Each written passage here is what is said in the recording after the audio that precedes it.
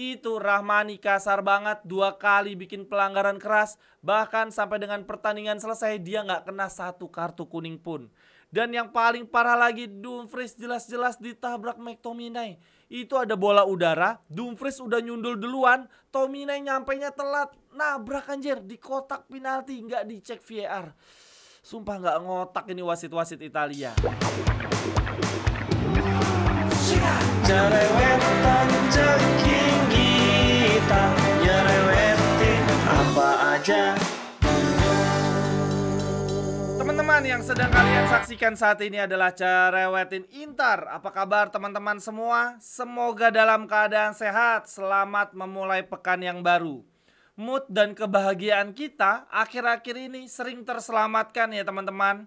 Ketika Inter tampil kurang memuaskan, mendapatkan hasil yang tidak maksimal, kok ya kebetulan banget rival kita, tetangga kita ikut-ikutan tidak maksimal dan bahkan seringkali mendapatkan hasil yang lebih jelek dibandingkan kita. Dan begitu juga yang terjadi di pekan kemarin di Giornata 27. Meskipun Inter hanya bermain imbang saja dengan Napoli, kok ya di saat bersamaan Atalanta yang seharusnya bisa mengambil kesempatan ya dari pertemuan Inter melawan Napoli, malah ikut-ikutan mendapatkan hasil imbang melawan Venezia. Jadinya teman-teman, dari sisi klasemen Inter terselamatkan ya, masih berada di Capolista. Dan dari sisi mood, kalau dari gua pribadi sangat bahagia karena masih bisa mengejek-ngejek sang tetangga. Untuk hasil draw melawan Napoli, kalau dari sisi gua pribadi cukup puas, bahkan sangat puas lah.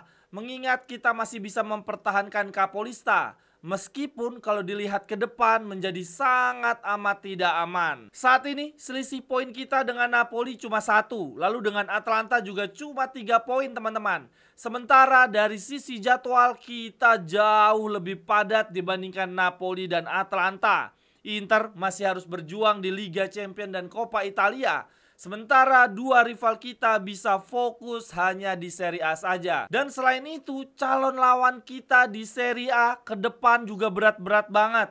Inter masih harus menghadapi Atalanta, Bologna, Roma, dan Lazio. Ada 4 partai besar. Sedangkan Napoli cuma 3 nih. Mereka tinggal menghadapi Fiorentina, Milan, dan Bologna. Nah, sebetulnya yang paling apes Atalanta. Sisa jadwal mereka ke depan, grande partitanya banyak sekali. Mereka masih harus menghadapi Juve, Inter, Fiorentina, Milan, Roma, Bologna, dan Lazio. Bisa kayak gitu. Partai beratnya ngumpul semua di belakang. Nah, ini berarti teman-teman kalau dilihat dari jadwal ke depan dan selisih poin yang ada saat ini, Napoli patut berpuas diri ya. Mereka tetap bisa menjaga selisih poin berada dalam jarak aman.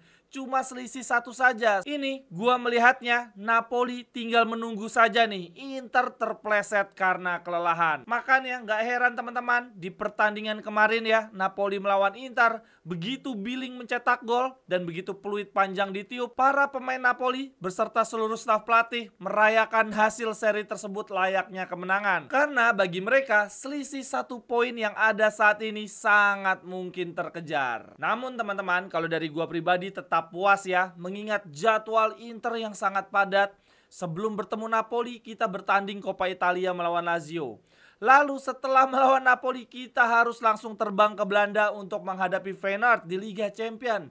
Ini jadwal yang sangat melelahkan dan pemain-pemain kita pun pada bertumbangan. Nah, dengan kondisi yang begitu pelik seperti ini, gua cukup puas Inter bisa membawa 1 poin dari kandang Napoli. Dan kalau teman-teman mau mencoba membandingkan ya, di La Liga, Real Madrid dengan skuadnya yang begitu gemuk, begitu berkualitas, begitu mahal pun tidak bisa konsisten, tidak bisa menjamin selalu menang, selalu mendapatkan poin di Liga di tengah-tengah jadwal padat mereka. Di pekan ini mereka kalah dari Real Betis, tim peringkat 6. Sedangkan Inter yang dihadapi adalah tim peringkat 2, salah satu rival Scudetto. Jadi sekali lagi, 1 poin yang kita dapatkan adalah 1 poin yang sangat berharga. Di pertandingan kemarin teman-teman, Inter bermain sangat pragmatis dan menurut gua relatif beruntung kita bisa mencetak gol lebih dulu ya, mencetak gol cepat. Sehingga kemudian di menit-menit berikutnya Inter cuma bermain bertahan saja. Tidak terlihat ya bahwa Inter mengeluarkan ekstra energi untuk mencetak gol tambahan. Inter seakan-akan sudah puas dengan kedudukan 1-0. Ini bahkan teman-teman dari catatan statistik, Inter cuma membuat 1 shot on target sepanjang pertandingan, yaitu satu-satunya shot adalah dari tendangan bebas Di Marco. Sementara dari sisi Napoli, mereka darderdor banget ya, benar-benar menggempur Inter habis-habisan. Dan satu hal sih yang perlu diapresiasi dari Napoli, ciri khas permainan dari Conte ya, yang selalu gigih pantang menyerah sampai dengan menit akhir pertandingan. Untuk jalannya pertandingan di babak pertama, Napoli mendapatkan peluang terlebih dahulu. Umpan crossing mendatar menggunakan kaki kanan dari Lukaku coba diselesaikan oleh McTominay, tetapi berhasil diblok oleh Jan Bisek. Lalu di sekitar menit 20, giliran Inter yang mendapatkan momen berbahaya.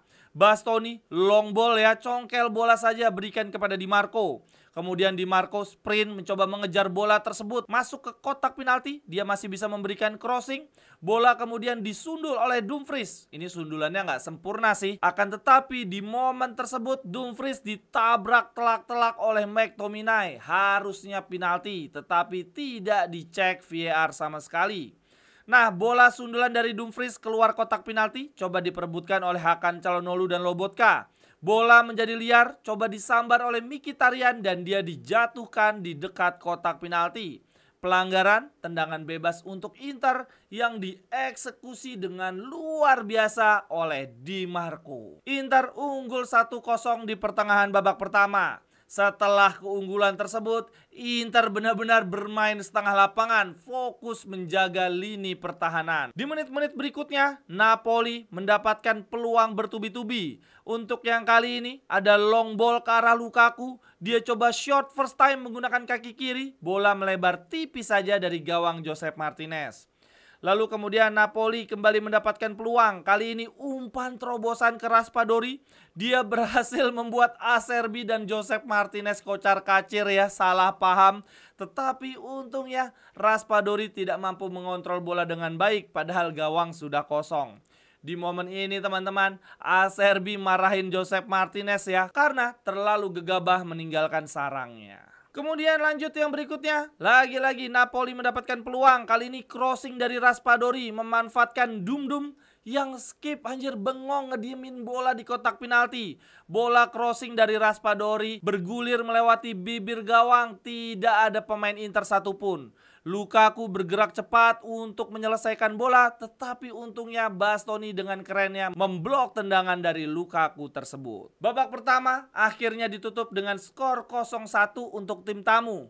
Napoli menguasai bola 57% teman-teman, ball possession-nya, membuat 7 shot, tetapi dari 7 shot tersebut tidak ada yang on target. 1 shot melebar tipis tadi ya melalui Lukaku, tendangan first time. Nah, selebihnya 6 shot lainnya mampu diblok oleh pemain Inter. Jadi ini teman-teman, walaupun ya Napoli menguasai bola, membuat peluang, darderdor, tetapi menurut gua serangan-serangan Napoli cenderung monoton, gitu-gitu aja, sehingga mudah diantisipasi, dapat dibaca oleh bek-bek Inter. Kemudian di babak kedua, Inter melakukan pergantian cepat, Calhanoglu dan Di Marco. Aduh, cuma sanggup bermain 5 menit saja ya. Di babak kedua, dia digantikan oleh Zielinski dan Pavard. Inter mengubah formasi menjadi 4-4-2. Gua pikir tadinya dengan bermain 4-4-2, Inter menjadi lebih seimbang. Bisa memberikan perlawanan ya, menggigit, membahayakan gawang Napoli. Tetapi nyatanya tidak. Di babak kedua, Inter jauh lebih dikepung lagi dibandingkan babak pertama. Kembali McTominay mendapatkan peluang dan ini adalah shot on goal pertama Napoli di pertandingan ini teman-teman. Tendangan dari dalam kotak penalti keras banget, memanfaatkan kemelut ya. Tetapi untungnya masih bisa ditepis, refleks yang sempurna dari Josep Martinez. Setelah itu, Napoli terus-menerus menggempur pertahanan Inter. Dan ketika memasuki fase-fase anak-anak Inter mulai menghayal, kayaknya bakal menang nih. Kayaknya bakal selisih 4 poin ya, memperlebar jarak dengan Napoli. Nah, di saat-saat seperti itulah Napoli justru semakin mengerikan. Lobotka teman-teman menerobos masuk ke kotak penalti Inter, melewati beberapa pemain Inter sekaligus tanpa gangguan berarti, kemudian mengirimkan bola ke Billing. Shoot pertama Billing masih bisa ditepis oleh Josep Martinez, tetapi bola muntah tak mampu diselamatkan. Napoli menyamakan kedudukan 1-1. Dan akhirnya skor sama kuat tidak berubah sampai dengan peluit panjang ditiup. Ini di babak kedua teman-teman, khusus di babak kedua aja ya. Ball possession Napoli mencapai 67%. Kemudian membuat 12 shot, 4 diantaranya shot on target, dan ada 6 shot di babak kedua yang mampu diblok oleh pemain Inter. Di babak kedua ini, Inter tidak membuat 1 shot on target pun. Satu-satunya serangan Inter ada momen ya, serangan balik. Dumfries berebut bola 50-50 dengan Meret yang keluar dari kotak penalti, tetapi cuma menghasilkan goal kick. Dan kalau dilihat dari sepak pojok, ini Napoli udah kayak latihan corner ya. Sepanjang 90 menit mereka dapat 12 corner, Inter cuma 3. Ini berarti Inter kembali gagal menang di Grande Partita. Sebelumnya kita sudah bertemu 2 kali juga dengan Juventus dan Milan, dan keduanya tidak ada kemenangan bagi Inter. Gua lihat di kolom komentar teman-teman, baik ketika gua live maupun ketika gua baca berita, banyak para pendukung Inter yang tidak puas ya dengan performa di partai lawan Napoli. Banyak yang memberikan sentimen negatif. Banyak juga yang sebel karena Inter cuma bermain bertahan. Tetapi kalau dari sisi gua pribadi, gua bisa memaklumi dengan penampilan Inter ya di partai lawan Napoli. Kita sangat kelelahan, para pemain cedera, menggunakan formasi yang baru juga ya, yang pastinya pemain butuh beradaptasi. Inter saat ini bermain di kompetisi yang sangat panjang teman-teman, dan bermain di 3 turnamen sekaligus. Jadi Inter tentu saja tidak bisa bermain terus-terusan kencang, tidak bisa bermain bagus di setiap pertandingannya. Tidak hanya Inter, semua tim pasti mengalami kondisi yang sama ya. Ada kalanya menang telak bermain bagus, ada kalanya juga tetap menang walaupun mainnya jelek. Dan bahkan ada di beberapa situasi kita terpaksa melepas pertandingan, kita harus berpuas diri dengan bermain seri, bahkan tidak perlu terlalu menyesali ketika kita kalah. Karena yang terpenting sampai dengan saat ini, Inter tetap berada konsisten di garis terdepan, tetap kompetitif di semua turnamen. Kemudian yang berikutnya, ada beberapa catatan menarik dari pertandingan, tetapi gue ingin mengajak teman-teman terlebih dahulu untuk mendukung channel Ceking Gita naik kelas ya, supaya bisa menyuguhkan konten-konten yang lebih berkualitas lagi. Silahkan sampaikan dukungan teman-teman melalui Saweria. Bisa sekalian berkomentar, kritik, saran, atau request apapun. Nanti akan gue tanggapi di setiap video-video berikutnya. Terima kasih banyak teman-teman. Catatan menarik yang pertama gue berikan kepada Josep Martinez, yang akhirnya dari pertandingan ke pertandingan makin mendapatkan ujian yang semakin berat ya. Dan di pertandingan ini Josep Martinez menunjukkan bahwa dia memiliki refleks yang bagus yang membuat kita tenang ya dengan keberadaan dia di bawah Mistar. Dan yang utama lagi, memang kelebihan Josep Martinez adalah dalam memotong bola-bola crossing.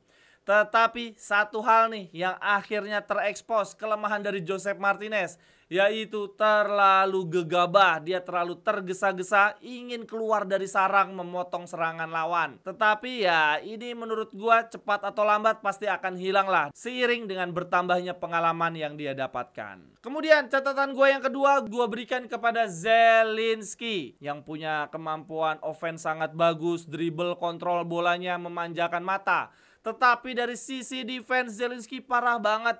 Menurut gua lebih jelek bahkan dibandingkan Aslani. Itu gol kebobolan kita ya, berawal dari tusukan Lobotka. Ada andil kesalahan Zelinski dan juga Fratesi yang tidak ngotot menempel merebut bola berduel dengan Lobotka. Malah cuma lari-lari kecil memandangi Lobotka mengobrak-abrik pertahanan kita. Aduh, Zelinski sudah 6 bulan lebih di Inter tetapi kemampuan bertahannya belum juga meningkat-ningkat. Dan kemudian yang terakhir catatan gue berikan kepada wasit yang aduh sumpah itu wasit nunggu pemain Inter pada meninggoy kali dia baru ngeluarin kartu ya. Itu Rahmani kasar banget, 2 kali bikin pelanggaran keras. Bahkan sampai dengan pertandingan selesai dia nggak kena 1 kartu kuning pun. Dan yang paling parah lagi, Dumfries jelas-jelas ditabrak McTominay. Itu ada bola udara, Dumfries udah nyundul duluan, Tominay nyampainya telat, nabrak anjir di kotak penalti, nggak dicek VAR. Sumpah nggak ngotak ini wasit-wasit Italia. Tapi ya sudahlah ya teman-teman, kita syukuri hasil seri ini. Di pertandingan berikutnya ada partai Liga Champion melawan tuan rumah Feyenoord. Sekian dulu untuk cerewetin Inter hari ini teman-teman. Terima kasih untuk yang sudah menyaksikan. Silahkan tuliskan cerewetan teman-teman di kolom komentar. Sampai ketemu di cerewetan-cerewetan berikutnya. Thank you.